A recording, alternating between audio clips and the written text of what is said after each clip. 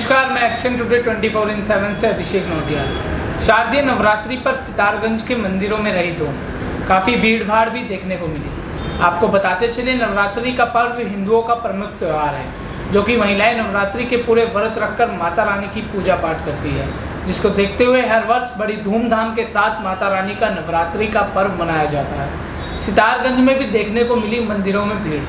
माता रानी के भक्तों का मंदिरों में सुबह से ही तांता लगना शुरू हो गया। भक्त काफ़ी समय से सुबह से ही मंदिरों के लिए निकल चुके थे और सितारगंज के मंदिर में पूजा पाठ की। आज प्रथम नवरात्रि का पहला दिन है।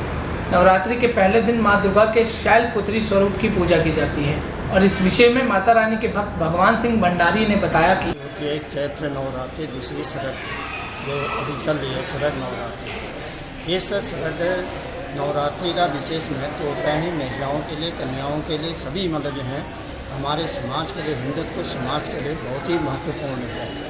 और माता जी बहुत दिनों से लॉकडाउन के बाद आज ये कुछ मतलब जो हैं हमारी सरकार की ओर से थोड़ी सी छूट मिली है, जिसमें कम से कम 200 व्यक्ति, लेकिन आज भीड़ भड़ाका काफ़ी है और सारे मतलब जो हिंदुत्व परिवार इसमें आकर अपनी मतलब पूजा अर्चना कर रहे हैं। नेता प्रतिपक्ष इंदिरा हृदय ने प्रदेश की कानून व्यवस्था को लेकर सवाल उठाते हुए कहा कि जब मंत्री और अधिकारियों के बीच ही सामंजस्य ना हो तो लॉ एंड ऑर्डर तो खराब होगा ही। उन्होंने कहा कि मंत्री अब अधिकारियों की सीआर लिखने के लिए आतुर है। इससे बड़ा मजाक सरकार का कुछ नहीं हो सकता, क्योंकि जब आपसी सामंजस्य नहीं होगा तो प्रदेश की कानून व्यवस्था नहीं सुधर सकती। चरमराई हुई है जब मंत्री और ब्यूरोक्रेसी में लड़ाई हो, जब नौकरशाही को लेकर तरह तरह के बयान आए तो कुछ कंट्रोल में है ही नहीं, नियंत्रण में कुछ भी नहीं। लॉ एंड ऑर्डर तो अपने आप ही ख़राब होगा। जब मंत्री कहता हो कि हमें इनकी चरित्र पंजिका भरने की परमिशन दी जाए, तो ये अजीब अजीब बातें मैं इस बीच सुन रही हूँ, जैसे कोई अज्ञानी, नादान या बिना जानकार लोग बैठे हों। और मुझे तो अवसर मिलेगा तो मैं सदन में ये बात बोलूँगी, इस तरह खिल्ली मत उड़वाइए। इससे सरकार की खिल्ली उड़ती है, मजाक उड़ती है, मजाक उड़ रहा है। तो इसे लॉ एंड ऑर्डर कहाँ रहेगा जब नौकरशाह को लेकर मंत्री उनकी सीआर भरने के लिए बेचैन घूम रहे हैं। वहीं भर्ती घोटाले की जांच सार्वजनिक होने के बाद नेता प्रतिपक्ष इंदिरा हृदय ने कहा कि जब इतने बड़े पैमाने पर नकल हुई है तो ये साफ है कि पारदर्शी व्यवस्था का दावा खोखला साबित हुआ है। इस बात की कोई गारंटी नहीं है कि आने वाली भर्तियों में भी सरकार कुछ पारदर्शी कर पाएगी, क्योंकि परीक्षा में नकल अचानक नहीं होती। जब व्यवस्था खराब हो तब ऐसे हालात होते हैं, लिहाजा सरकार को इससे सबक लेना चाहिए कि नकल ऐसी अचानक थोड़ी हो जाती है, व्यवस्था खराब होने से होती है। तो ये चाहिए, इतनी बेरोजगारी है, लोग परेशान हैं, उम्मीद लगाए बैठे रहते हैं। अब वो परीक्षा रद्द होगी तो दोबारा सही हो जाएगी, इसका क्या? जब एक बार की परीक्षा ठीक नहीं करा पाए, कोई भी भर्तियाँ ईमानदारी से अच्छे ढंग से हो ही नहीं रही हैं। और इस समय की सबसे बड़ी बेचैनी गार्जियंस में, लोगों में अपने बच्चों की रोज़गार को लेकर है, नौकरी को लेकर है। उसके बारे में सरकार को सख्त कदम उठाना चाहिए, सख्ती करनी चाहिए और दोषी व्यक्तियों को कठोर दंड दिया जाना चाहिए। खबर देहरादून से है, जहां आज भारतीय जनता पार्टी ने प्रांतीय कार्यालय का भूमि पूजन किया। इस मौके पर वर्चुअल के माध्यम से राष्ट्रीय अध्यक्ष जेपी नड्डा ने इस भूमि का पूजन किया। वहीं इस मौके पर मुख्यमंत्री त्रिवेंद्र सिंह रावत ने कहा कि कार्यकर्ताओं के सहयोग से ही ये पार्टी कार्यालय का निर्माण किया जाएगा।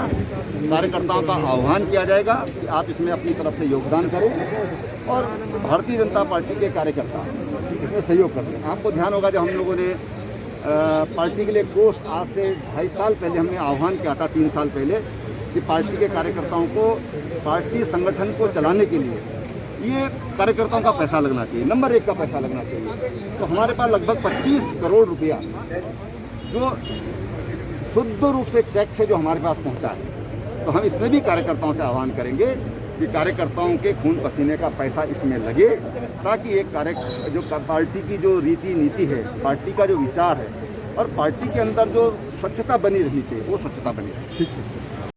खबर देहरादून से है, जहां सिटी बस अध्यक्ष विजय डंडरियाल ने परिवहन आयुक्त अधिकारी को ज्ञापन सौंपा। दरअसल में सिटी बस अध्यक्ष विजय डंडरियाल ने परिवहन विभाग पर भ्रष्टाचार के आरोप लगाते हुए कहा कि उनके द्वारा वर्ष 2017 व वर्ष 2018 में प्रधानमंत्री नरेंद्र मोदी को परिवहन विभाग में चल रहे भ्रष्टाचार के लिए जांच पत्र भेजे थे। जिस पर प्रधानमंत्री कार्यालय द्वारा उत्तराखंड के मुख्य सचिव को जांच करने के निर्देश दिए थे, लेकिन अब तक पूरे मामले पर जांच नहीं हो पाई है। साथ ही उन्होंने कहा कि मेरे द्वारा आज एक प्रतिवेदन परिवहन आयुक्त कार्यालय को दिया गया, जिसमें कि 2017 में, वर्ष 2018 में मेरे द्वारा जो परिवहन विभाग में जो भ्रष्टाचार हुआ है अधिकारी द्वारा, उसकी शिकायत की गई थी, जिसका मेरी शिकायत का संज्ञान लेते हुए प्रधानमंत्री कार्यालय द्वारा मुख्य सचिव को जांच पत्र के आदेश दिए गए थे, जिसमें कहा गया था कि भाई आप इसमें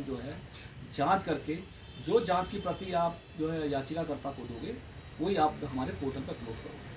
लेकिन 2017 के 2 जांच पत्र, 2018 के 2 जांच पत्रों पे भी जब कोई कार्रवाई नहीं हुई तो मेरे द्वारा माननीय मुख्यमंत्री जी को इसकी शिकायत की गई। तो माननीय मुख्यमंत्री द्वारा भी 19 सितंबर 2019 को भी परिवहन कार्यालय को एक आदेशित जांच पत्र दिया गया कि भाई आप इस प्रधानमंत्री के जो जांच है उसके पत्रों का उसका संज्ञान लिया जाए और उसमें कार्रवाई की जाए। लेकिन आज 1 वर्ष होने के बाद भी उस जांचों को भी दबा दिया गया। इसीलिए मेरे द्वारा प्रतिवेदन दिया गया कि मैं चाहता हूं इस मामले को लेकर कि परिवहन विभाग इसमें अपने अधिकारी को इसकी जांच करे और जो भी अधिकारी इसे भ्रष्टाचार में लिप्त पाया गया उसके विरुद्ध कार्रवाई करे।